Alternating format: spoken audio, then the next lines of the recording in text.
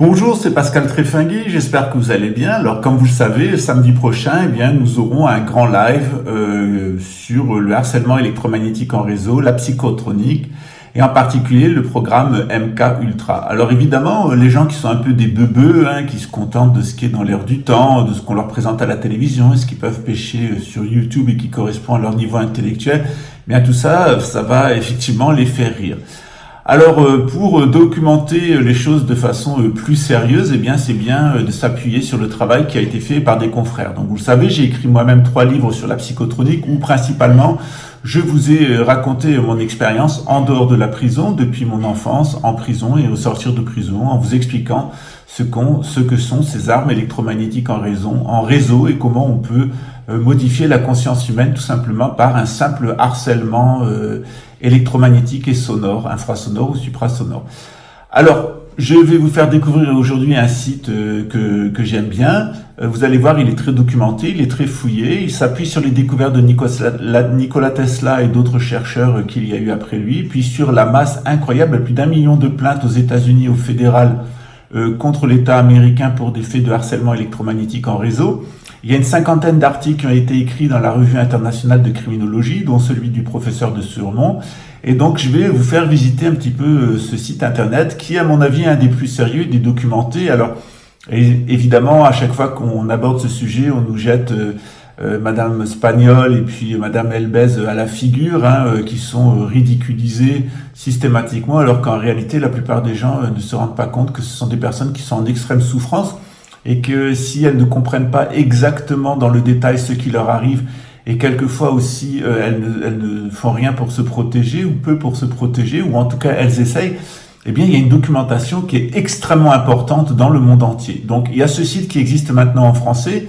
Il s'avère que je connais la personne qui anime ce site, je le trouve extrêmement bien documenté, et puis on va faire une petite visite ensemble. Alors pour documenter les personnes qui ont l'esprit ouvert, en tout cas la pensée ouverte, l'âme ouverte et qui voudraient savoir de ce dont il s'agit.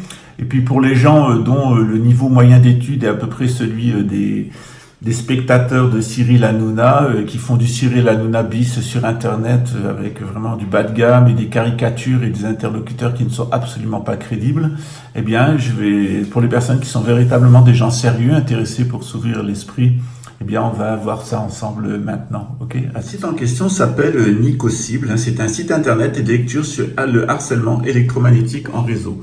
Alors, ce qui est intéressant et ce qui m'a plu dans ce site, c'est qu'il est d'abord largement inspiré de sites américains et puis il s'appuie sur des documents et des déclarations de personnes qui sont considérées comme sérieuses, notamment Edward Snowden qui a dénoncé donc ces techniques-là, mais aussi Barry Trower qui est un physicien, ancien combattant agent secret de la Marine royale, et puis Nicolas Begich, qui est un chercheur et auteur qui depuis les années 90 s'interroge donc au sujet.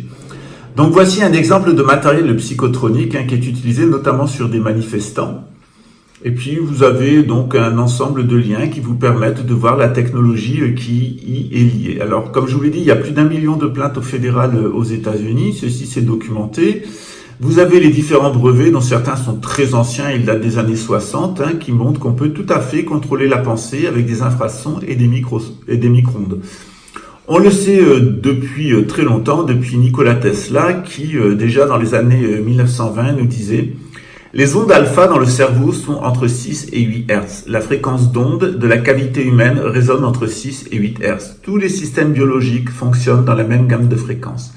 Les ondes alpha du cerveau humain fonctionnent dans cette mode plage et la résonance électrique de la Terre se situe entre 6 et 8 Hz. Ainsi, l'ensemble de notre système biologique, le cerveau et la Terre elle-même fonctionnent sur les mêmes fréquences. Si nous pouvons contrôler électroniquement ce système résonnant, nous pouvons contrôler directement tout le système mental de l'humanité, c'est-à-dire toutes les pensées de l'humanité. Alors cette citation de Nikola Tesla, elle est intéressante puisqu'on sait qu'il est l'inventeur du matériel HAARP. Et ce que j'ai apprécié dans ce site, en fait, c'est que l'auteur a aussi, comme je l'ai fait moi-même, une approche juridique. Et notamment, il parle du bloc de constitutionnalité et il compare donc les pratiques de la police, les pratiques de l'armée en matière de psychotronie avec notre état de droit. Alors, il y a quelques auteurs qui ont fait avancer le public sur la connaissance du sujet. C'est notamment Claire Sévrac qui l'a payé de sa vie dans un livre qui s'appelle La guerre secrète contre les peuples, où elle nous parle justement des techniques de mind control. Il y a aussi plus ancien, Les anges ne jouent pas avec cette harpe.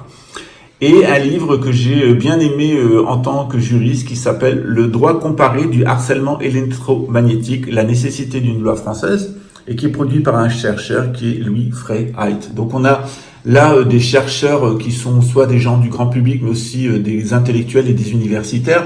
Alors je sais que pour la plupart des youtubeurs qui vont dans les chaînes genre Richnou, il faut pas avoir son certificat d'études pour pouvoir le suivre, mais bon, c'est pas grave. Même si on a tout juste son certificat d'études et qu'on n'est pas capable de lire des livres universitaires, eh bien il y a des gens comme moi qui ont la compassion et qui ont le temps donc pour expliquer à un public qui est plus simple intellectuellement que ces armes elles existent. Hein. On connaît leur mode opératoire, c'est ce qu'on appelle la stratégie du choc. Hein. Et puis on connaît l'intégralité de ce matériel, comment il a été élaboré, etc. Donc ce site, je vous le recommande, hein, c'est nicocible.wordpress.com. Alors c'est un site qui est, à mon avis, le mieux fait en langue française. Bon, il y en a d'autres qui sont très bons en russe et en chinois et en japonais et en anglais, mais celui-ci en français, c'est pour moi le meilleur. J'avais envie d'avoir des documents en français, donc je me suis appuyé largement sur ce site parce qu'en fait, il est une des rares sources vraiment crédibles en français. Donc, pour les gens qui rigolent de Béatrice Elbez et de Madame Spagnol qui se foutent de leur gueule et qui à côté passent des heures de vidéos sur YouTube où on leur montre des photos d'ovnis de loin. Et dont la culture est Scully et Mudler et ce qu'ils ont pu voir dans leur enfance. Donc évidemment c'est de la culture populaire, hein, il en faut. Hein, il y a des gens qui sont pas capables d'accéder à la culture universitaire, ou il y a des gens qui sont pas capables d'avoir une relation posée, intellectuelle avec les choses, et qui sont dans ce qu'on peut appeler la culture populaire. Donc ce site-là, il permet justement de sortir de la culture populaire, il est assez bien fait. Par exemple, vous avez une très bonne définition du harcèlement électromagnétique en réseau. Elle a d'ailleurs été reprise par certains législateurs, hein, puisqu'il y a des législateurs qui ont légiféré sur ce sujet-là. Notamment aux États-Unis, il y a eu des tentatives d'encadrement. Alors, il y a beaucoup d'avocats, donc par exemple, qui se sont intéressés à la question. Par exemple, dans mon dernier livre sur Psychotronic Targeted Individual et Gang Stalking, vous avez une proposition de loi qui a été faite par un avocat français. Puis vous avez aussi une présidente d'association de personnes harcelées en réseau qui elle aussi produit des choses intéressantes. Alors Nicocible, c'est aussi un site sur YouTube, hein, pour les personnes qui veulent pas passer par l'écrit, qui ont des difficultés avec les documents universitaires qui sont présentés sur Nicocible. Vous avez un certain nombre de vidéos au grand public qui sont faites sur YouTube avec des dossiers sur le MK-Ultra, sur la torture psychotronique, sur ce que nous ont dit Melzer, Assange, mais aussi Bill Clinton, Snowden, Barry Trower et d'autres grands chercheurs. Donc, il y a des personnes qui, de leur ignorance crasse et de leur niveau intellectuel au ras des chiottes, ridiculisent ce sujet en ajoutant à la souffrance de Madame Spagnol et de Véronique Elbez, donc en plus de l'imbécilité manifeste qu'ils ont, de l'ignorance crasse et de la dureté de cœur de se moquer de ces deux personnes, eh bien, on pourrait leur conseiller de faire un petit peu un effort intellectuel pour se documenter. Mais évidemment, quand on veut 97% de conneries sur YouTube, on y arrive très bien avec la culture populaire, parce qu'il faut dire ce qui est. La culture populaire, en général, elle est celle qui est fabriquée par l'élite pour manipuler les moutons. Et que quand les moutons en ont assez de la culture populaire qui est à la télévision, ils se mettent sur YouTube pour faire de la culture populaire. Donc on est là dans un très très bon site internet qui va vous sortir de l'indigence intellectuelle de Richelieu et de ses amis harceleurs. Voilà. Alors d'ailleurs, ce qui est intéressant sur YouTube, c'est-à-dire il en faut pour tous les niveaux, c'est d'ailleurs pour ça que j'ai accédé à la demande de Lucas, donc de lui céder le canal Recréo Télévision, parce que ce que Lucas se propose, c'est de faire en portugais et plutôt pour un public d'adolescents, eh bien exactement la même chose que je fais, mais plutôt que s'appuyer sur des sources universitaires, sur des grands auteurs comme René Guénon par exemple, Michel Valsan et d'autres auteurs traditionnels, et aussi sur de la documentation universitaire, eh bien il se propose de faire les choses de manière un petit peu plus légère en direction des adolescents. Alors évidemment, comme on peut le dire, 90% des youtubeurs qui regardent des vidéos sur YouTube, il y a très peu d'universitaires. En fait, on est en réalité 3% d'universitaires en France. Donc, il faut bien aussi des émissions grand public, il faut aussi de la culture populaire. Donc, notre propos, c'était de faire de la culture populaire de bon niveau. Donc, c'est ce que va faire Lucas chez Recréo Télévision. Et puis, nous, toute cette année, ensemble, jusqu'à la fin de l'année, si tout va bien. Sinon, on arrêtera dès qu'on sera striké, on partira sur un autre projet. Eh bien, on va essayer de vous proposer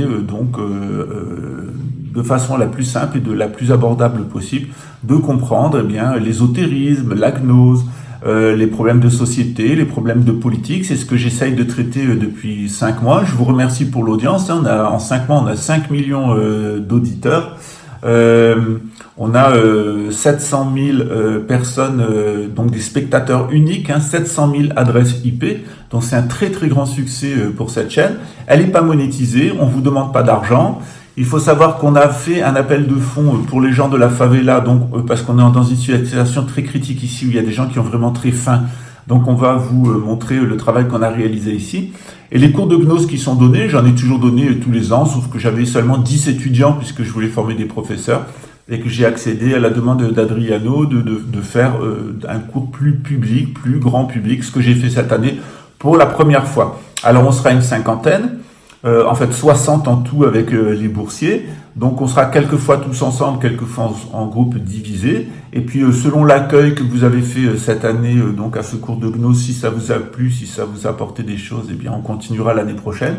Au niveau des thèmes astro, c'est un très grand succès. D'ailleurs, il y a beaucoup de messages de sympathie. Je remercie toutes les personnes qui m'écrivent parce que tout le monde a adoré son thème. Alors, il est bien entendu que ce sont des thèmes de naissance. Ils doivent être approfondis par des révolutions solaires annuelles. Mais en tout cas, je suis très satisfait des réactions qu'il y a. C'était une bonne formule. Sachez que ça permet de financer le temple et ses activités, c'est-à-dire la formation des étudiants acteurs en psychologie bouddhiste, la formation de professeurs en psychologie bouddhiste, la formation de directeurs de centres bouddhistes et la formation donc de maîtres maçons qui seront dans le futur capables donc d'animer eux-mêmes leur propre loge et d'y dispenser un enseignement maçonnique de bonne qualité. Voilà. On a aussi donc toutes ces actions caritatives qui sont menées vers la favela. On n'abandonne pas les plus pauvres. Donc on répond à la faim intellectuelle et on répond à la faim du ventre de la manière la plus adéquate. Tout ceci, c'est grâce à vous. Nous, on fait que vous proposer notre travail, comme je l'ai toujours fait depuis plus de 30 ans maintenant. Environ, ça va faire 30 ans, ça fait 32 ans en fait, 33 ans presque. Ouais, à peu près ça, ouais. Donc voilà, et donc, écoutez, je vous remercie une fois de plus, voilà. Alors, il y a des personnes qui s'inquiètent un peu que je rentre dans l'arène avec certains youtubeurs, et bien en réalité, ne vous inquiétez pas, ça fait partie du jeu, ça fait partie des leçons de psychologie. Donc avec les étudiants en psychologie bouddhiste que j'ai formés l'année dernière, et bien nous avons décidé donc de répondre aux attaques qu'on subissait sur Internet. Il y en a en portugais aussi, contrairement, faut pas croire. Il y en a beaucoup en français parce qu'il y a une espèce de petit macrocosme de youtubeurs qui se prend pour un un espèce de petit microcosme de youtubeur qui a un ego à la taille du macrocosme. Mais bon, c'est pas grave. Généralement, c'est soit de la culture populaire de très bas niveau, ou c'est des gens qui sont influencés par le freudisme. Alors évidemment, nous, on a autre chose à apporter, hein, des choses sérieuses, des choses intellectuelles, des choses traditionnelles, des choses universitaires, qu'on essaye au maximum de rendre accessibles, parce que c'est pas parce qu'on a pas fait d'études universitaires qu'on n'est pas capable de comprendre. Mais souvent, il y a à cause d'un manque de formation intellectuelle, il y a beaucoup de gens qui se laissent embobiner tout simplement par le physique d'une personne, ou la prestance qu'elle peut avoir, ou sa sympathie, ou son physique, etc. Donc voilà, donc on reste attentif à ce qui se raconte sur nous, sur YouTube, sur notre groupe. Et puis donc on rebondit à chaque fois, soit en proposant des lives. Donc j'ai proposé aujourd'hui un live à TV+, on va voir s'il répond. On s'est beaucoup amusé aujourd'hui de la vidéo du live qu'il a fait sur moi. En effet, il a présenté donc une parodie de l'émission de Faites entrer l'accusé qui a été fait par un de mes amis. Il l'a présenté comme étant l'original et il a choisi comme interlocuteur spécialiste de mon travail David Maison du Pin. Alors ça en dit à peu près long sur les qualités techniques de cette chaîne, c'est-à-dire au niveau déontologie c'est 0. Et au niveau du propos, par contre, ça nous a beaucoup amusé, surtout que le niveau intellectuel des youtubeurs et des gens qui étaient en prestation était extrêmement bas. Donc, vous savez, nous, on est des gens compatissants, alors on leur a proposé un live, et puis donc on se propose de les éclairer sur la psychotronique, et puis puisqu'ils reviennent beaucoup sur l'affaire Colbert, et qu'ils commettent une infraction, c'est-à-dire continuer à m'accuser d'assassin alors que j'ai été acquitté, que mon innocence a été prouvée. La personne qui le fait sur Internet, elle encourt 30 000 € d'amende et une peine de 3 ans de prison ferme. Donc bienvenue pour les personnes qui continueraient à suivre David Maison du Pin dans son délire psychiatrique, qui se présente d'ailleurs comme un papa droit, etc. Il faut savoir qu'il a plus la garde de sa fille et qu'il a un parcours psychiatrique. Donc on serait trop conseillé à TV+, de mieux choisir En tout cas, il a un bon sujet, c'est-à-dire notre travail, mais de mieux choisir ses interlocuteurs, en tout cas les spécialistes de Pascal Tréfinguy, David Maison du Pin, ça fait un peu rire. Et d'autre part, quand on veut présenter Faites entrer l'accusé, on prend l'original et pas une parodie. Ça en dit quand même long sur l'univers intellectuel des lecteurs et des spectateurs de David Maison du Pin. Bienvenue dans l'annexe de l'hôpital psychiatrique du coin. En tout cas, bienvenue dans la culture populaire très bas de gamme et complètement influencée par le système télévisuel, médiatique. Et nous, vous le voyez, eh bien, on vous propose de fabriquer de la culture populaire, parce qu'il n'y a pas honte à avoir de la culture populaire, mais de bon niveau intellectuel, avec des sources universitaires, avec des exclusivités, avec des documents, et avec des propos, en fait, qui sont de bonne tenue intellectuelle et de bonne tenue déontologique. Voilà. Je vous remercie, et puis on se dit donc à samedi prochain, et on vous présentera donc le matériel psychotronique, le moyen de s'en prévenir. Je vous donnerai plusieurs exemples que j'ai vécu en prison, que j'ai vécu à l'extérieur, ou de personnes qui ont témoigné, dont des juges, des policiers, des militaires, des magistrats, qui vous expliqueront ce qu'est le harcèlement criminel en réseau, ce qu'est la psychotronique, et comment même la pensée populaire, c'est surtout la pensée populaire qui est manipulée, hein, donc c'est le peuple qui est le plus soumis à cette ingénierie de la conscience. Et d'ailleurs, quand on regarde la culture populaire actuelle et la culture populaire de 300 ans, il n'y a pas photo, hein.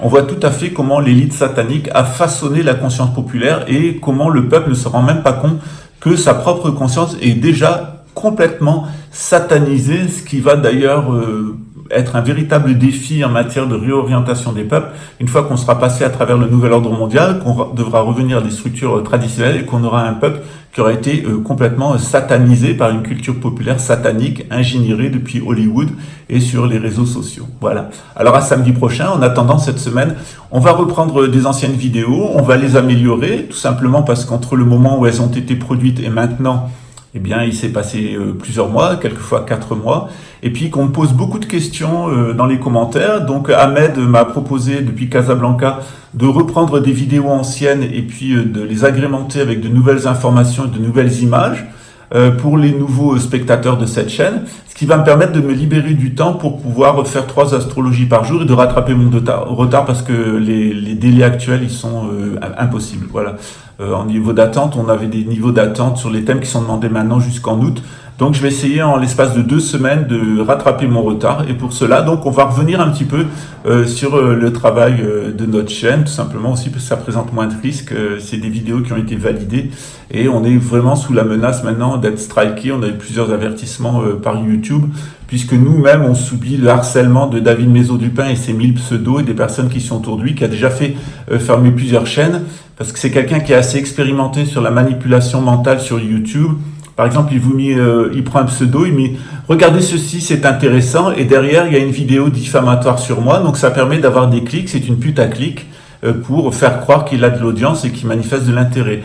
Alors évidemment, on est dans un cas psychiatrique, je vous l'ai dit, on a été averti qu'il y avait une demande d'internement psychiatrique qui le concernait. Pour l'instant, donc on se documente sur ce qu'il fait, et il est bien évident qu'au final, je vais le coincer. Et il assumera les conséquences de son harcèlement moral. Voilà. À très bientôt. Ciao. Voilà. Alors ce soir c'était court pour les maçons. Alors aujourd'hui, ce soir plutôt, on a parlé de Saint Paul, avec donc la tradition, avec l'esprit, l'esprit qui est en forme de spirale. C'est le mouvement de la galaxie avec son Dieu créateur. Donc Dieu fait le vide et puis il crée une spiration. À l'intérieur de cette spiration, les âmes sont ces particularisations qui se retrouvent projetées vers la matière, qui est formée de 4 éléments. Alors vers la matière, on a des émotions et vers Dieu, on a des pensées. Dieu est la réalité et la matière est une illusion. Puis de l'autre côté, on a le matérialisme avec la doctrine de Descartes qui amènera à Freud. On a une âme éternelle, c'est l'homme qui est Dieu. On a l'esprit. Alors l'esprit, il est composé de passion, d'émotions plutôt, et de passion, et puis de ratio, de calcul, de raison, et il se dirige vers la matière. Alors principalement dans la matière, il va se diriger vers l'élémentaire, c'est-à-dire tout ce qui est résiduel, tout ce qui est mémoriel. Et pour les Descartes et pour les rationalistes, la pensée n'est que la pensée, la conscience naît de la matière et en particulier des mémoires, c'est-à-dire sans mémoire, il n'y a pas de conscience. La conscience naît de la mémoire, c'est ce que dit Descartes, cogito ergo sum. Alors que pour Saint Paul et généralement les traditions spirituelles, l'information elle vient du Dieu créateur, elle se manifeste à travers les étoiles, ce qui donne corps à l'astrologie, puis ça permet de comprendre l'âme et le fonctionnement des éléments dans la matière qui est une illusion sensorielle. Donc la matière fait naître des émotions et Dieu fait naître des pensées. Puis quand on est absorbé dans Dieu, on va dans l'état sans pensée, ce que les hindous appellent Nirvikalpa Samadhi. Chez les cartésiens, qui sont en fait c'est une forme de sorcellerie, l'âme est éternelle, c'est l'homme-dieu qui se réincarne. Puis l'esprit, c'est l'esprit de l'homme qui va avoir des émotions. Puis vers le bas, il a du ratio, de la raison, et la matière est la seule réalité. Donc la réalité, c'est la matière, Dieu est une illusion, tandis que Dieu est la réalité spirituelle, et la matière est une illusion sensorielle dans les traditions spirituelles. Si on veut comprendre cette satanisation de la pensée populaire et comment nos peuples, en fait, en réalité, maintenant, sont complètement influencés par la pensée satanique, il faut reprendre, tout simplement ce qu'on vous a dit sur le ternaire paolien. Donc, on a spiritus, anima, l'homme, et corpus, le corps. Spiritus, anima, corpus. Qu'est-ce que c'est l'esprit? C'est tout simplement la part de notre être qui va girer en forme de spirale comme notre galaxie. Donc il y a un Dieu créateur qui crée un vide. Dans ce vide, il fait surgir les étoiles. Et puis c'est le mouvement, le Big Bang, le mouvement de la création qui va créer d'abord une animation. Ensuite, en descendant, un résidu matériel grossier qui s'appelle le corps. Et puis entre les deux, il y a tout simplement l'âme qui va se manifester. Voilà. Alors entre de Dieu à travers le cosmos jusqu'au corps, jusqu'à l'os du sacrum, donc on a le sacrum humain, il y a ce qu'on appelle l'axis mundi, l'axe du monde, qui est aussi bien l'axe du cosmos, donc il va du centre de Dieu jusqu'au centre galactique et ensuite jusqu'au centre de notre être, puis ça vaut aussi à l'intérieur de notre être avec la colonne vertébrale, c'est la notion d'axe. Donc cette science traditionnelle, elle nous dit qu'il y a un spiritus qui est une inspiration qui est influencé par les 9 étoiles polaires et les 12 plus une étoile du zodiaque. Et puis il y a notre âme qui va donc fonctionner en fonction de 9 égotypes. Donc on peut tout simplement garder cette structure et en fonction des 7 luminaires, des 7 astres du système solaire, donc le soleil, la lune, les 5 planètes plus Uranus. Donc on a 7 plus 1. Et puis on a aussi notre corps avec les 4 éléments qui sont compris dans l'élément espace. Alors on va trouver ça dans toutes les sciences traditionnelles, on va trouver 13, alors on va trouver 13 ou 9, 9 ou 8 ou 7, 4 ou 5, qui est toujours la structure traditionnelle. Cette structure traditionnelle, donc esprit, âme, corps, eh bien, elle a été pervertie par le satanisme, notamment par Descartes. Alors Descartes nous dit que il n'y a pas un Dieu créateur, l'homme a une âme éternelle. Voilà.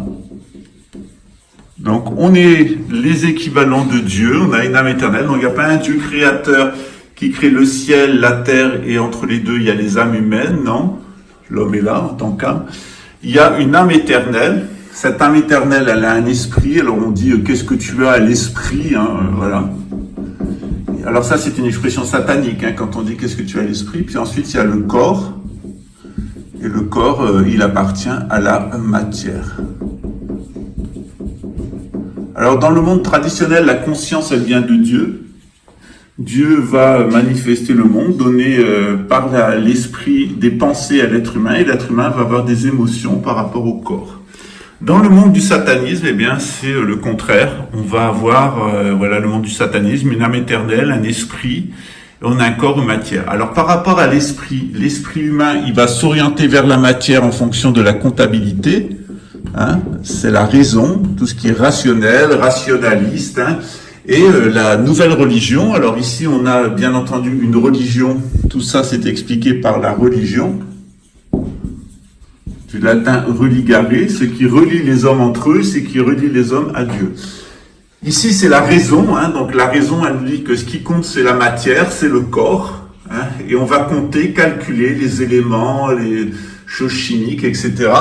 Et on supprime la religion pour créer une nouvelle religion qui est la science. Voilà. Ça, c'est la science populaire, celle qu'on va donner par Science et Vie, par la télévision, par l'école, etc., pour enfermer le peuple dans cette matrice. Au-dessus, il y a une élite. Cette élite, elle a une âme éternelle, et puis elle a son esprit est tourné vers cette âme éternelle, tout simplement par des passions. Voilà. Et pour entretenir ces passions qui sont orientées vers l'âme éternelle, l'élite va commettre un certain nombre d'actes rituels, principalement la pédocriminalité, le cannibalisme et le meurtre ritualisé. Donc la pédocriminalité, le meurtre ritualisé et le cannibalisme, qui est en fait le mode de fonctionnement de l'élite. Donc l'élite, elle fonctionne comme ça. Vous avez le sommet de la pyramide, où vous avez les cannibales, pédocriminels et assassins, et puis en bas vous avez le peuple désillusionné qui a la science, c'est ce qu'on appelle les profanes, et au-dessus il y a le monde des initiés. Alors il ne s'agit pas de vrais initiés, il s'agit plutôt des pseudo-initiés, ces pseudo-initiés qui sont initiés donc au cannibalisme, au meurtre rituel et à la pédocriminalité, et en bas le peuple, donc les profanes. Voilà. Et ces profanes-là, ils ont pour eux la science et puis la raison. D'ailleurs, à l'école, quand vous êtes très bête, on vous met en section comptabilité. Quand vous êtes moyennement intelligent, on vous met en section littéraire. Et puis quand vous êtes très intelligent, on vous met en section scientifique, parce que le peuple, on doit l'enfermer dans ça. Voilà. De l'autre côté, c'est pas du tout le cas. On fonctionne avec l'intuition transcendante, la relation au divin, puis l'harmonisation totale, la synarchie, la mise en synarchie de tout. Alors, ce qui est intéressant dans cette nouvelle religion, pseudo-religion de la science qui est donnée au peuple, c'est que on va lui donner donc une science matérialiste. Donc, on a la science matérialiste, totalement matérialiste, c'est ce qu'on appelle les sciences dures. Et puis après, il y a les sciences, les sciences humaines. Voilà. Alors, ces sciences humaines, c'est la psychologie, etc. Et la dominante dans ces sciences humaines, c'est le freudisme. Et puis l'archéologisme. Alors par le freudisme et l'archéologisme, on tente tous d'expliquer. Alors par exemple, vous verrez maintenant dans la culture populaire, la culture populaire a beaucoup changé depuis 300 ans. Autrefois, eh bien, le peuple allait vous tenir un discours religieux sur l'au-delà, sur l'Esprit Saint, sur l'âme qui peut être perdue ou pas, sur le corps, sur les éléments, sur la médecine. On avait une certaine vision des choses, tandis que maintenant, lorsque vous allez dans la culture populaire, eh bien, vous avez trouvé de la psychologie de bazar, c'est un lapsus, c'est un pervers narcissique, c'est un haut potentiel, etc. On est complètement dans le vocabulaire du freudisme. Et puis les gens ne vont croire, du point de vue des sciences humaines, que ce qui vient de l'archéologie. Donc à partir du moment où l'archéologie a fait un trou et elle a trouvé quelque chose, on crée une théorie, c'est ce qui est vendu comme histoire. Alors dans les sciences traditionnelles, pas du tout, on avait une autre vision de l'histoire, par exemple celle qu'il y a dans la Bible avec les Elohim, etc., ou dans les tablettes sumériennes. Mais dans le monde moderne, tout vient de l'archéologie, tout vient du freudisme au niveau des sciences humaines, et au niveau de la matérialité, tout vient des sciences dures, c'est-à-dire la physique, la chimie, etc. Voilà. Donc voilà comment, en réalité, la plupart des gens, la culture populaire est complètement satanique. Alors ça me fait rire quand les gens disent l'élite, etc., les maçons, etc., nous, les profanes, etc. Mais mec, t'es leur troupeau, mais t'es exactement comme eux. Toi, t'es un sataniste de bas étage et eux, c'est des satanistes de haut étage. Et t'es même encore pire qu'eux parce que, en fait, tu t'es détaché de la structure traditionnelle par le bas parce que tu fais partie du peuple. Et t'es même pas capable de faire partie de l'élite. Donc dans leur système de satanistes, t'es un con, et dans le système traditionnel, t'es aussi une buse parce que tu t'es fait avoir par les satanistes. Voilà. Donc voilà un petit peu quel est notre travail. Nous, on a un travail de conscientisation. Donc notre ambition, c'est de permettre à un maximum de gens d'acquérir une culture populaire, de retrouver une culture populaire traditionnelle avec des éléments suffisants de gnose, des éléments suffisants de théologie pour pouvoir se diriger dans le monde moderne et comprendre l'époque qu'on est en train de vivre sans se laisser avoir, tout simplement sans se faire avoir par l'archéologisme et puis par le freudisme, c'est-à-dire par toutes les théories psychanalytiques. Alors, on vous a expliqué dans d'autres cours comment ça fonctionnait, donc avec donc le conscient en haut, l'inconscient en bas, donc on retrouve notre âme éternelle, donc vous avez cette âme éternelle, on la retrouve ici dans le schéma psychanalytique, c'est l'âme éternelle, et puis on va avoir le moi, le surmoi et le ça, qui sont là avec le conscient et l'inconscient. Donc ça c'est vraiment une vision complètement satanique, la vision de Freud c'est une vision du satanisme, et tout ça c'est alimenté par l'archéologie. Alors l'archéologie elle cherche le passé en sondant à connaître le passé en sondant les mémoires et elle ne sait rien de l'avenir. Et puis, tout simplement, cette âme éternelle, il faut pas oublier que dans leur théorie, il y a la réincarnation, donc ce sont des doctrines principalement réincarnationnistes, alors que dans les doctrines traditionnelles, il n'y a pas de réincarnation, il y a tout simplement le salut de l'âme. Ça, on en parle dans les cours de bouddhisme pour expliquer ce que c'est. Donc, on est bien dans deux systèmes qui sont totalement indépendants, totalement cloisonnés, qui n'ont rien à voir avec l'autre, et la plupart de ce que vous allez entendre, c'est en fait soit de l'archéologie, soit du scientisme à partir des sciences dures, sciences et avenir, etc., soit du freudisme de bas étage, c'est-à-dire on va vous resservir les archétypes de Jung, les différents complexes, puis les dénominations pervers narcissiques, complexés, etc. Donc on reviendra dans le cours de psychologie en deuxième partie d'année pour vous expliquer la différence entre les sciences de l'âme traditionnelles et puis cette espèce de sac à merde créé par le freudisme qui ne peut attirer que les individus qui sont très inférieurs d'un point de vue intellectuel et qui sont non seulement incapables d'incorporer des sciences traditionnelles, mais qui sont tellement inférieurs, même dans le satanisme, qu'ils sont pas capables de faire partie de l'élite satanique. Voilà. Alors ici, c'est un cadeau de plus. Normalement, c'est réservé à la loge, mais je vais vous l'expliquer maintenant aujourd'hui. Tout à l'heure, je vous ai dit qu'en fait, le monde moderne, donc le grand satanisme moderne, il fonctionnait d'abord avec au sommet une pseudo-initiation qui était réservée à l'élite, qui était composée de 3 tendances. Donc on y rentre par la pédocriminalité. Ensuite, on s'y maintient par les crimes rituels et au final, on y pratique le cannibalisme. C'est ce qu'a bien montré Alexandre Le Breton sur le mode de fonctionnement de l'élite, babéliste, celle qui est passée par la Khazarie, la tribu de Dan et qui s'est installée en Europe, qui a pris le contrôle de toutes les institutions et puis ensuite s'est installée à la City of London, d'où elle contrôle le monde avec son bras armé américain. C'est principalement le monde anglo-saxon, donc les 13 familles d'illuminés qui sont qui fonctionnent sur la base de la pédocriminalité, du crime rituel et du cannibalisme. Alors ça, c'est l'aspect occulte, hein, l'aspect que les gens commencent à découvrir maintenant, c'est l'aspect pseudo-initiatique. Mais pour les profanes, en fait, eh bien, ils ont autre chose. Ils ont tout simplement une pseudo-religion, ce qui est la religion scientiste, hein, pour les profanes. Alors cette pseudo-religion, eh bien, elle a deux grandes tendances. Il y a les sciences exactes ou les sciences dures avec les mathématiques, la physique, la biologie, entre la physique et la biologie, la chimie. Et de l'autre côté, on a les sciences humaines, avec évidemment le droit, la littérature et la psychologie. Alors tout cet ensemble de sciences exactes et de sciences humaines au service du scientisme, hein, de cette pseudo-religion scientifique, elle repose sur trois grandes théories. Elle repose sur l'atomisme grec, c'est-à-dire que la réalité c'est la matérialité, la réalité c'est l'atome, la plus petite quantité de matière, on est matérialiste, c'est l'atomisme grec.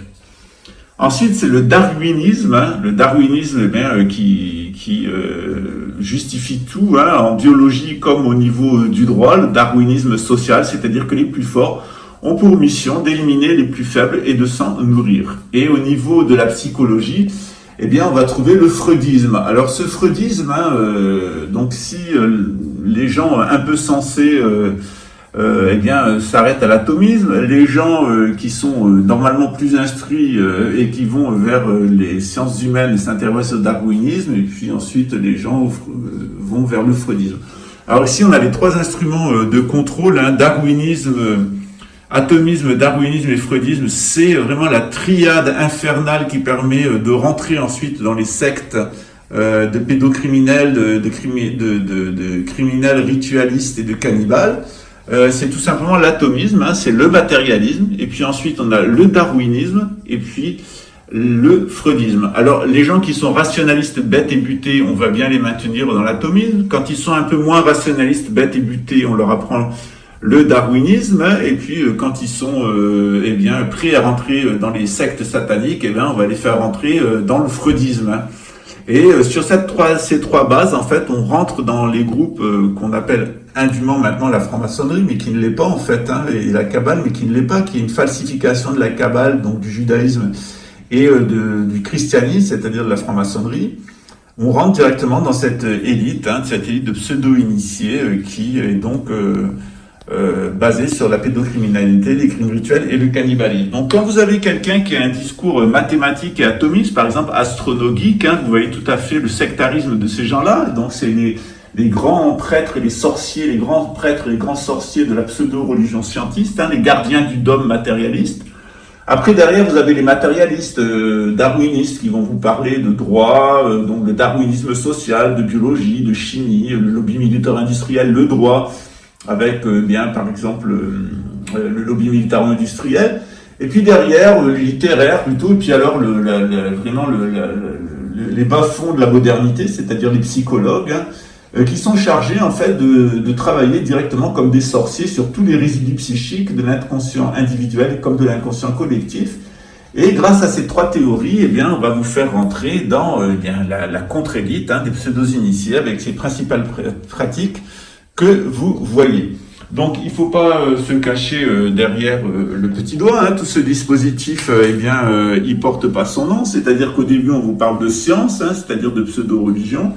Puis après, on va vous parler d'initiation avec le monde profane. Donc, vous avez la pseudo-religion et puis vous avez donc la contre-initiation. Voilà. Donc, vous avez la contre-initiation, hein, qui est le final. Donc, on passe de la pseudo-religion, puis quand on descend, alors la pseudo-religion, elle a ses gardiens du diome, les matérialistes avec leurs mathématiques et les physiciens. Ensuite, eh bien, on a les gardiens de la société avec la biologie, le droit, la chimie, hein, et puis ensuite, eh bien, on a les gardiens des âmes, hein, ou plutôt les tortionnaires des âmes avec la littérature et la psychologie. Tout ceci vous permet de rentrer dans la contre-initiation. Et tout évidemment, tout ceci n'est au service que d'une seule idéologie. Hein. Il ne faut pas se cacher derrière son petit doigt. Appelons les choses par leur nom. Ce dont il s'agit, c'est bel et bien du satanisme qui repose donc sur une contre-initiation. Hein. Cette contre-initiation, elle est d'essence freudienne. Elle se base sur le darwinisme, sociale et animale, et puis elle est justifiée par l'atomisme, les mathématiques, au nom de cette pseudo-religion qui est devenue la science. Donc on est bien dans le monde du satanisme pur, hein, et d'ailleurs 99,9% de l'humanité vit maintenant sous l'emprise mentale du satanisme, que ça soit à travers la science ou ce que ça à travers les structures judéo-franc-maçonniques de l'élite, hein. Donc à apparence, hein, ça ne concerne ni le judaïsme ni le christianisme, c'est vraiment une des structures apparentes. Et tout ça, c'est Babel, c'est au service du satanisme, à la base, c'est-à-dire de leur grand concept, c'est-à-dire une âme éternelle qui se réincarnerait. Voilà. Bienvenue chez les dingues.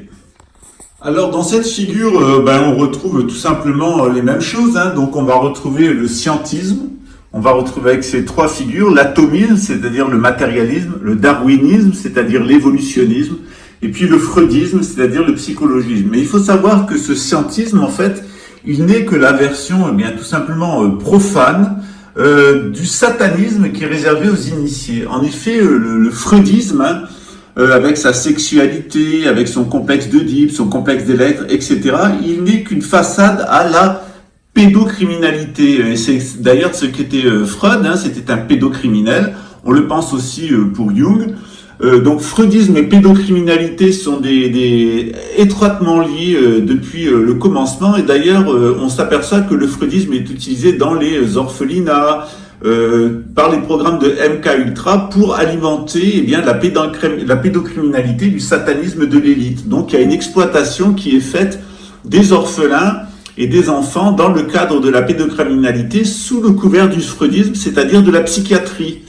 De l'autre côté, on a le darwinisme. Alors le darwinisme, c'est l'élimination les plus faibles qui conduit dans les loges sataniques à des meurtres rituels, hein, c'est-à-dire que eux, ils sont le dominant, ils sont l'élite, et ils vont identifier 4 catégories de personnes qu'ils aiment bien tuer de façon rituelle, c'est-à-dire les juifs, on l'a vu avec la Shoah, les francs-maçons, on l'a vu aussi pendant la Shoah, et puis aussi pendant la guerre de 14, les homosexuels, hein, on l'a vu aussi pendant la Shoah, et puis les étrangers, les gitans, les manouches, etc. On l'a vu aussi pendant la Shoah. Donc tout ça, c'est au nom du darwinisme, hein, ce darwinisme auquel adhérait Hitler, mais qui en réalité est la couverture du satanisme.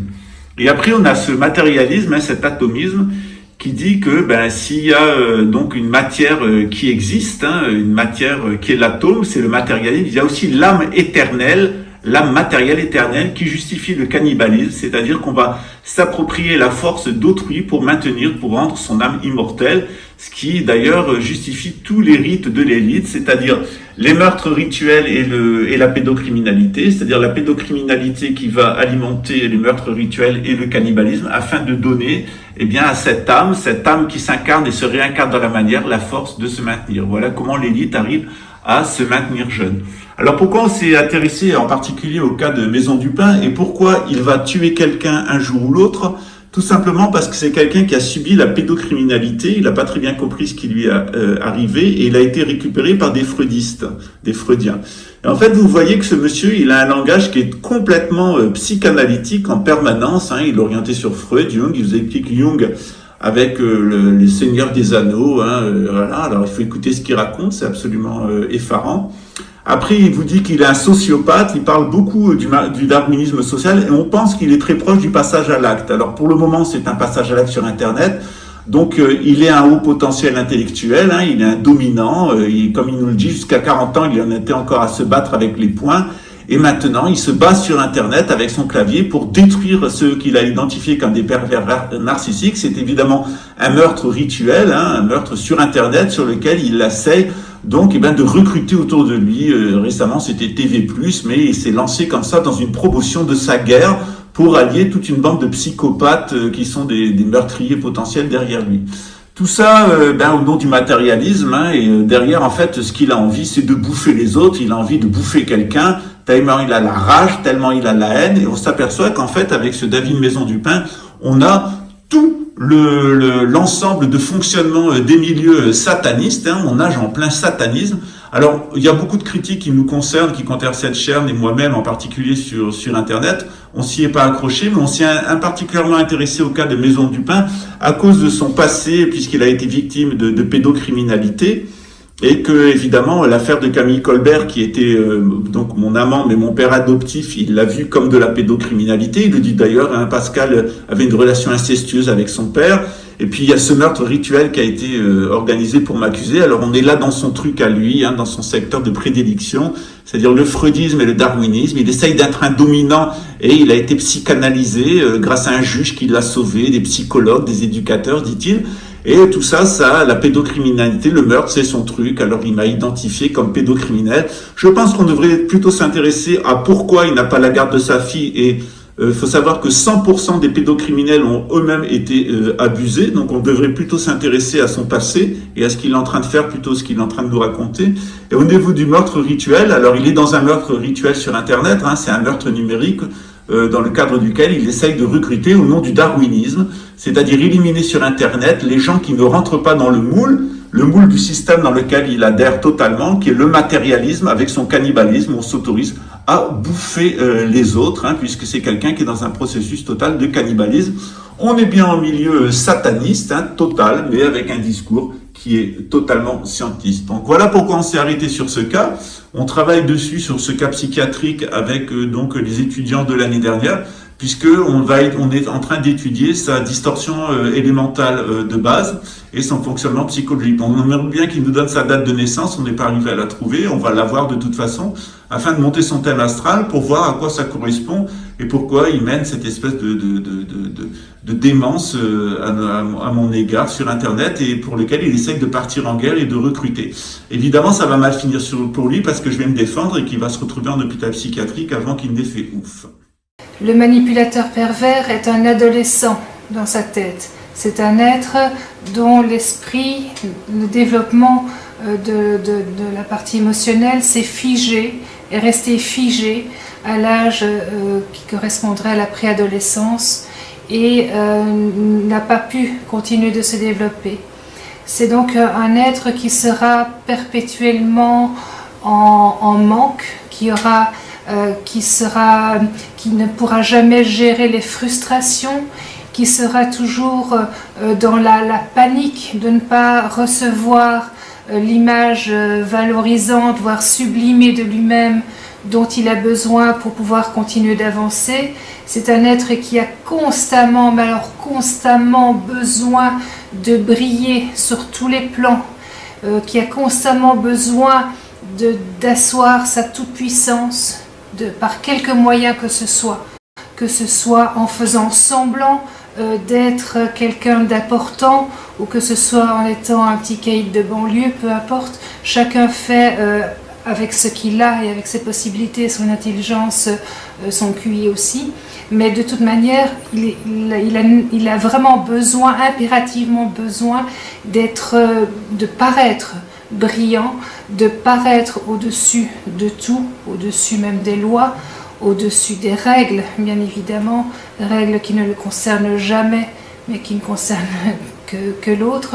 Donc c'est quelqu'un qui est profondément et viscéralement insatisfait. Il n'aura jamais assez. Par moments, il est quelque peu apaisé lorsqu'il a une proie fraîche, j'ai envie de dire, nouvelle, une proie qui lui apporte vraiment tout ce dont il a besoin, c'est-à-dire cette énergie, cette joie de vivre, cette image sublimée de lui-même qu'elle lui renvoie par ce qu'elle appelle l'amour. À ce moment-là, il s'apaise un petit peu. On peut d'ailleurs du coup rentrer dans des phases relativement paisibles avec le manipulateur pervers jusqu'à ce qu'il ressente quelque chose qui coince. Et à ce moment-là, sa panique profonde reprend le dessus et il peut donc basculer dans des phases que nous connaissons tous, qui sont la manipulation, l'agression, toutes les phases classiques qu'il met en place lorsqu'il se sent en danger. Donc je ne peux pas imaginer qu'un être qui soit constamment, structurellement, constamment, toujours aux aguets de ce qui risque de lui manquer. Il n'est centré que sur son nombril, qui sera donc constamment dans cette inquiétude viscérale, puisse évoluer, vieillir sereinement. Je ne crois pas que ce soit possible. Je n'imagine pas c'est possible en tout cas. Donc je pense qu'un manipulateur pervers, en vieillissant, va être certainement de plus en plus perfectionné dans cet art de la perversion, de plus en plus efficace certainement, aura de plus en plus grands besoins parce que l'insatisfaction le poussera toujours à vouloir plus, plus, plus. On voit ça d'ailleurs dans le domaine sexuel, ceux qui ont des désirs sexuels un petit peu hors des sentiers battus vont en avoir besoin de toujours plus, toujours pousser plus loin les limites parce que le plaisir apporté par cette quête-là ne sera plus suffisant. Il faudra toujours chercher quelque chose qui apporte un peu plus d'excitation. On a fait l'entre-soi, on a travaillé sur le processus d'individuation pour, en fin de compte, entrer dans un labyrinthe, aller dans la grotte, tuer ses démons, faire tout un travail sur soi, avant d'aller s'en prendre à la société. Mais j'ai commis les mêmes erreurs.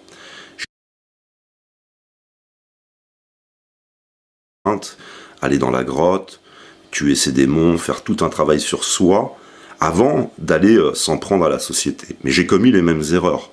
J'ai donc vécu... Qu'est-ce que c'est que le djihad? D'abord, je vais commencer par un... On va parler d'abord, avant de parler du djihad, on va parler de puissance et d'impuissance. Parce que le djihad, c'est de l'impuissance. C'est de l'impuissance spirituelle, c'est de l'impuissance pédagogique, c'est de l'impuissance sur tous les points en fait. Alors pour vous parler de puissance et d'impuissance, je vais vous donner un exemple. Un jour je marchais, parce que je fais beaucoup de marches, je fais énormément de marches. Puis je passais toujours devant un pré, et dans ce pré il y avait un cheval. Ce cheval c'était un pur sang. Il avait toujours la tête baissée, il se déplaçait très peu, et il restait à l'écart des autres chevaux. Alors un jour j'ai rencontré par hasard, la propriétaire. C'était une jeune femme. Au final, qu'est-ce que nous devons faire?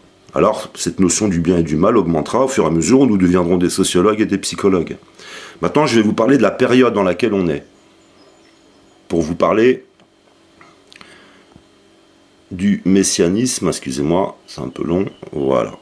Je vous ai montré ce schéma. Vous avez une partie en rouge et une partie en bleu. Le processus d'individuation se passe aussi de la même façon. Tu vas entrer dans un effondrement de tes croyances, on va entrer dans le feu, dans le côté de la pulsion. Donc le sionisme, qui est relié au messianisme et au judaïsme, forcément, la preuve, puisqu'ils veulent construire un temple sur une mosquée, vont par exemple utiliser Donald Trump dans la période Ben Yosef, qui est à cheval avec la période Ben David. Ce qui veut dire que nous sommes au centre, dans la partie noire, la partie de l'obscurité, la partie de la grotte. Il va y avoir donc tout un mouvement international, d'effondrement de toutes parts, et peu à peu, une période spirituelle qui va arriver. C'est la période d'eau, en fait, qui va permettre, en fin de compte, d'éteindre un peu ce feu. Donc voilà la période dans laquelle vous êtes. Mais là, je voulais vous parler, non pas, ce ne sont pas pour moi des personnes, mais deux grandes phases, enfin, en tous les cas, par lesquelles l'humanité va passer. Et il y a des écoles pour ça, il y a différentes écoles aussi, ce n'est pas seulement le judaïsme.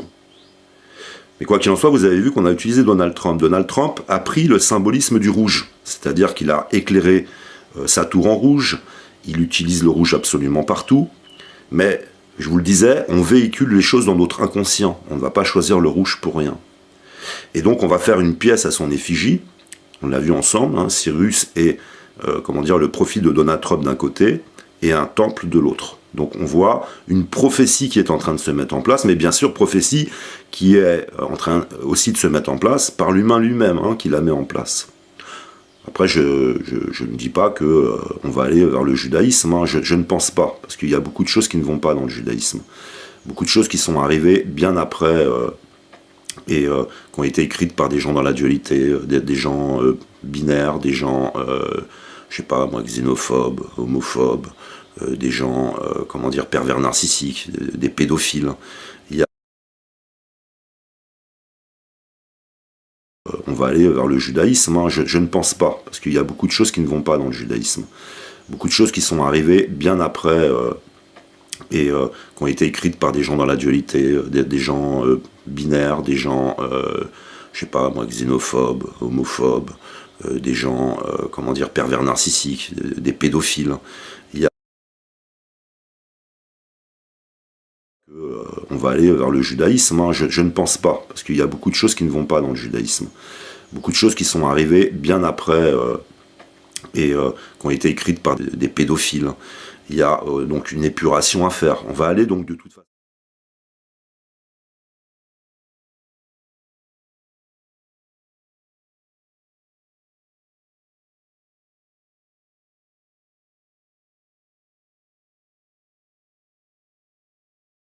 Je quitte ce monde.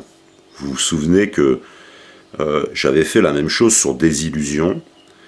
Et j'ai suivi en fin de compte tout un chemin inconscient. C'est-à-dire que souvent nous utilisons des symboles, des couleurs, des mots et des choses qui sont véhiculées par exemple dans l'inconscient collectif. J'avais donc créé la chaîne Désillusion parce qu'on allait passer par toutes sortes de désillusions. On a réussi à rassembler 15 000 personnes. Et on a traité de tout et de rien, ça partait un petit peu dans tous les sens. Et à un moment donné, je ne me sentais plus à ma place. Donc j'étais en train d'évoluer, de changer de palier. Après, on est passé à l'entre-soi. L'entre-soi entre le moi et le soi. Et là, on a réuni dans les 3000 personnes à peu près, on a parlé du processus essentiellement d'individuation. Ensuite, on est passé à direct haute attitude. Direct haute attitude, où on a cette symbolique de la pomme de pin, de la glande pinéale, ou d'autres symbolismes que l'on peut retrouver dans d'autres traditions, qui est en fin de compte encore un palier supplémentaire. Ce qui fait qu'aujourd'hui, je ne me sens plus bien dans mes activités en général. J'ai des projets, c'est en train de bouger, je suis en train de rassembler un pulse. Ici, je vous emmène donc une petite conclusion, parce que je vais arrêter mon activité sur direct haute attitude. Mais à partir du moment où j'aurai eu un peu de temps seul avec moi-même, en paix, je vais pouvoir prendre des décisions qui seraient beaucoup plus judicieuses pour l'avenir, reprendre mes études. Alors mes études, c'est un peu comme les vôtres, hein, c'est des recherches, mais il me fallait un fil d'Ariane. Je vous ai dit cette semaine ou la semaine dernière que j'avais enfin trouvé mon fil d'Ariane. Et maintenant, je sais dans quelle direction chercher. Pour continuer à raisonner, à pouvoir appréhender les événements, j'ai besoin de beaucoup plus d'éléments. Donc ici, je vous amène une conclusion, je réponds à quelques-unes de vos questions, et on se retrouvera plus tard pour vous donner des nouvelles, c'est-à-dire que je vous donnerai quand même des nouvelles, mais pour le moment, j'ai décidé voilà, d'arrêter. Je suis bien, hein, je suis en paix, et je viens de passer une nouvelle étape, et qui ne me permet plus, en fin de compte, de me sentir bien dans cette activité, ou en tous les cas sous cette forme. Tout d'abord, je vais répondre à la première question qui m'a été posée. Pourquoi je parle souvent d'Alain Soral ? Je parle souvent d'Alain Soral parce que nous sommes face aujourd'hui à un problème avec le processus d'individuation. On n'est pas aligné entre le moi, le soi, les autres, l'univers, dans toutes nos activités. On a des problèmes de dualité, on a vraiment un effondrement spirituel. Et Alain Soral, qui voudrait être le leader charismatique national, finira, je pense, par être le plus grand symbole, la plus grande représentation de comment une société s'effondre dans Narcisse, dans le culte du corps, de la personnalité, la violence, la vulgarité. J'aurais pu prendre par exemple Marine Le Pen, si on parlait du côté masculin et féminin en déséquilibre et de la perversion, du triangle dramatique, du culte de la personnalité. Mais là, le plus bel emblème, puisque là on a les problèmes sexuels avec la bisexualité, une personne qui en fin de compte d'un côté nous éveille mais de l'autre nous pervertit. Vous avez les problèmes de violence, de vulgarité, cet énorme problème de dualité et de déséquilibre masculin-féminin. C'est-à-dire qu'Alain Soral va devenir cet emblème-là. C'est un laboratoire. Il y a tellement de vidéos sur le sujet qu'il sera un laboratoire. Donc on pourra dire qu'il a été un roi, c'est un roi borgne en fait compte au royaume des aveugles, tout simplement. Il est un immense symbole. Je ne suis pas son ennemi, je ne suis pas dans la dualité avec lui, puisque depuis des années, vous l'avez vu, je l'ai démontré, hein, j'ai même une chaîne avec 7000 personnes qui suivent sur la perversion narcissique. On a fait l'entre-soi, on a travaillé sur le processus d'individuation pour, en fin de compte, entrer dans un labyrinthe, aller dans la grotte, tuer ses démons, faire tout un travail sur soi, avant d'aller s'en prendre à la société. Mais j'ai commis les mêmes erreurs. J'ai donc vécu les mêmes choses qu'Alain Soral. J'avais moi aussi un père, entre guillemets, un père d'adoption qui m'a maltraité. Et ensuite, grâce à un juge pour enfants, grâce aux équipes éducatives dans les orphelinats dans lesquels j'ai été, j'ai pu m'écarter pendant quelques années de ces personnes-là. Mais le lien ne va pas être brisé tout de suite. J'ai vécu cette sensation qu'a Alain Soral, en fin de compte, cette forme de paranoïa dans laquelle il est, où j'ai essayé de faire de moi un gladiateur. Hein. Je vous ai dit, à une quarantaine d'années, j'étais encore en train de faire du free fight. J'étais en train de m'entraîner à combattre une sorte, en fin de compte, d'aura noire, qu'était cet homme qui m'a maltraité avec son épouse, par exemple. Il fallait que je sois plus fort. Il fallait que je sois plus fort dans tous les domaines. Donc j'ai vécu exactement les mêmes choses qu'Alain Soral, avec cette chance à un moment donné d'être protégé par un juge pour enfants. Mais quoi qu'il en soit, je n'ai pas la haine de cet homme qui m'a maltraité, je n'ai pas la haine d'Alain Soral, je n'ai pas du tout. Je voudrais vraiment éveiller les consciences et attirer votre attention sur le processus d'individuation qui s'est exprimé dans toute l'histoire de l'humanité, dans toutes les régions du monde. Et je vais conclure ici par la phase par laquelle on va passer, qui est complètement en lien, et vous donner quelques informations. Et vous saurez que c'est le chemin que je vais prendre, c'est-à-dire que je vais décider d'aller plus loin dans cette recherche. Dans cette vidéo, je vous demanderai de garder votre esprit critique, et puis pourquoi pas apporter des éléments complémentaires, mais quoi qu'il en soit, je pense que je vais même m'éloigner de la tablette, de l'ordinateur, et si je vais vers elle, ce sera pour aller chercher de la littérature, pour aller chercher de l'information. Et là, je vais passer dans une phase comme ça qui sera, je pense, importante, parce que j'ai besoin maintenant de m'enrichir davantage. J'ai besoin d'apporter des mots qui répondent à des mots, MOTS et MAUX, hein, et en comprendre davantage pour que mon activité, pour que mon nouvel enracinement, parce que là maintenant, je suis reconnecté ici. Parce que quand tu vis ce processus, tu es complètement déconnecté, tu es dans un autre monde. Tu te rends même plus compte, les autres sont absents pour toi. Hein, tu es complètement dans ta phase de transcendance, de délire, etc. Et maintenant, je reviens, je me réenracine. Ça veut dire que tout s'est réaligné. Je suis passé à un stade supérieur. Je ne pourrais pas dire à quel stade je suis exactement, parce qu'il y a beaucoup de...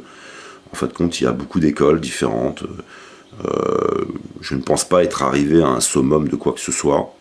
Simplement, je suis en paix, je suis réaligné. Maintenant, j'ai besoin de calme, j'ai besoin d'apprendre.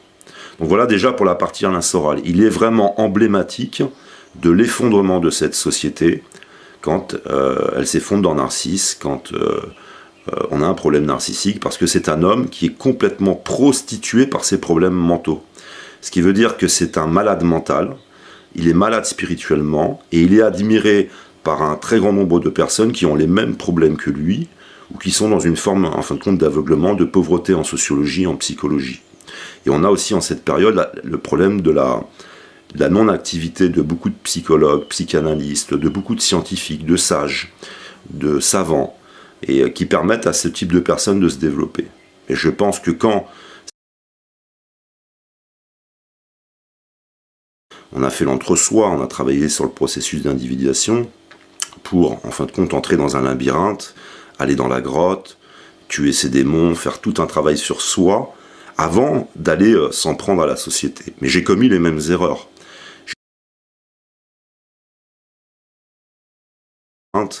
Aller dans la grotte, tuer ses démons, faire tout un travail sur soi, avant d'aller s'en prendre à la société. Mais j'ai commis... Donc après avoir tué à l'intérieur de lui-même, dit-il, ses démons, il allait aller dans la société pour tuer les démons.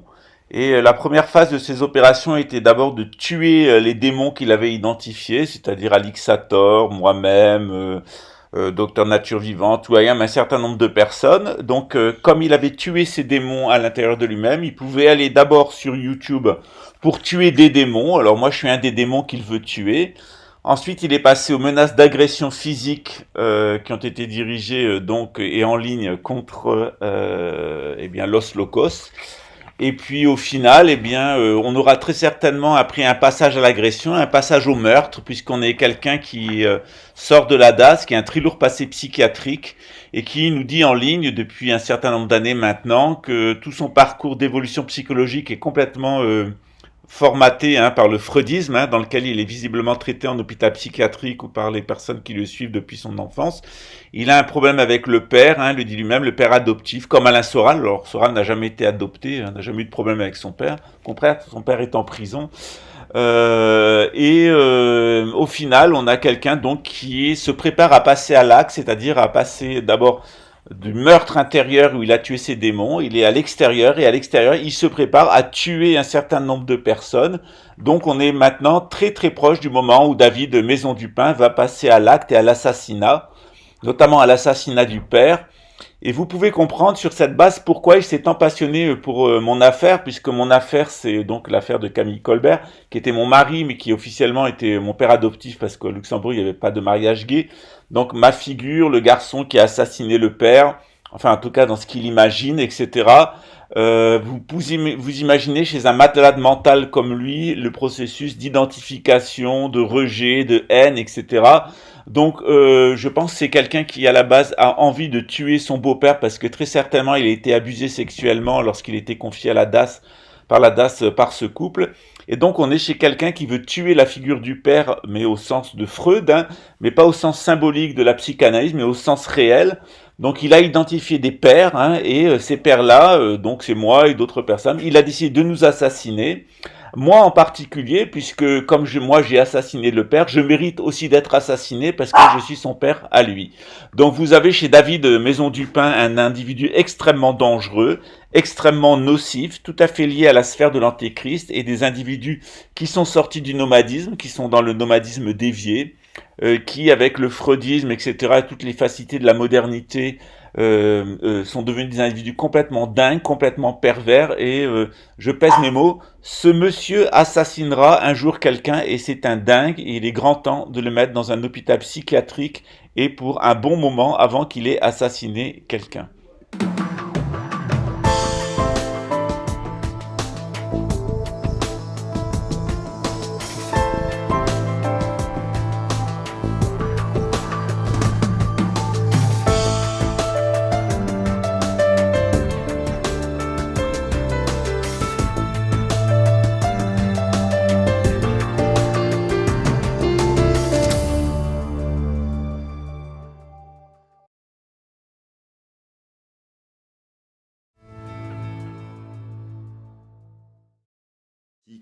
On a fait l'entre-soi, on a travaillé sur le processus d'individuation pour, en fin de compte, entrer dans un labyrinthe, aller dans la grotte, tuer ses démons, faire tout un travail sur soi, avant d'aller s'en prendre à la société. Mais j'ai commis les mêmes erreurs.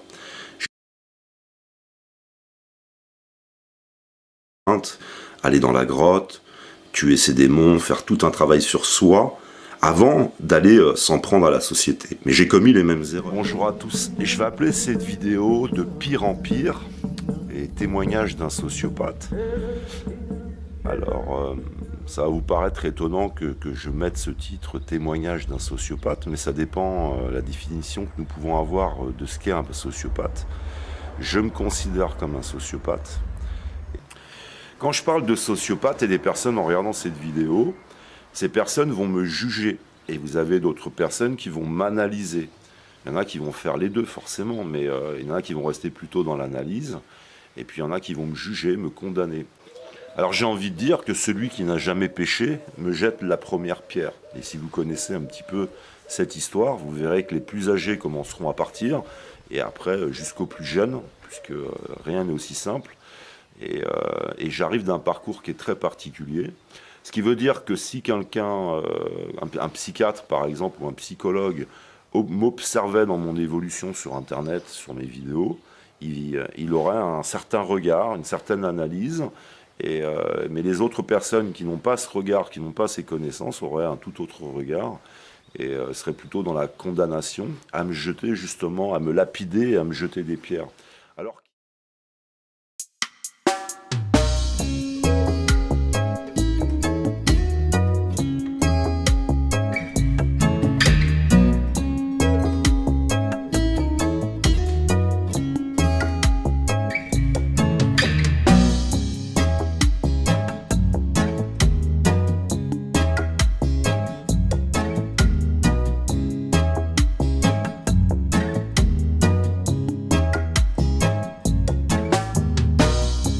jeu se termine, j'ai découvert le miroir. Je suis le créateur de l'échiquier illusoire. Je ne débat plus, tout cela n'est qu'une œuvre d'art. La compassion m'envahit et je mate l'échec de mes plans noirs.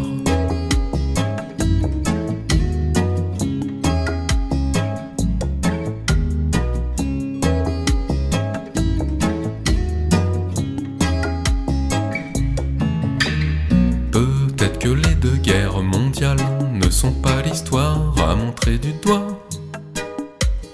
Peut-être que le sang qui s'étale n'est pas vraiment si appétissant que ça. Peut-être que les chemtrails me voilent le ciel, mais le soleil brille en moi. Peut-être que la 5G rend pâle, mais la peur n'existe que si l'on y croit.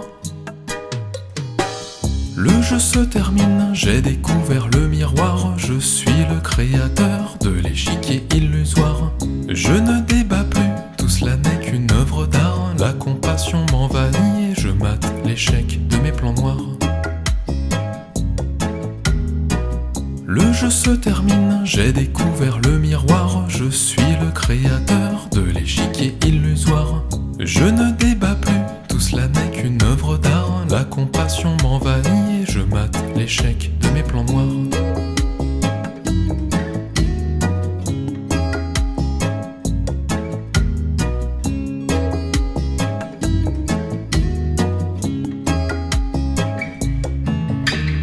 Peut-être que les violences conjugales sont le fruit d'une hypocrisie générale. Peut-être que l'argent n'est pas vital, mais que le troc et le don c'est l'idéal. Peut-être que les vaccins sont sales, mais qu'ils seront détruits avec l'homme animal. Peut-être que Linky me fait mal à la tête mais pas au crâne de cristal. Le jeu se termine, j'ai découvert le miroir. Je suis le créateur de l'échiquier illusoire. Je ne débat plus, tout cela n'est qu'une œuvre d'art. La compassion m'envahit et je mate l'échec de mes plans noirs.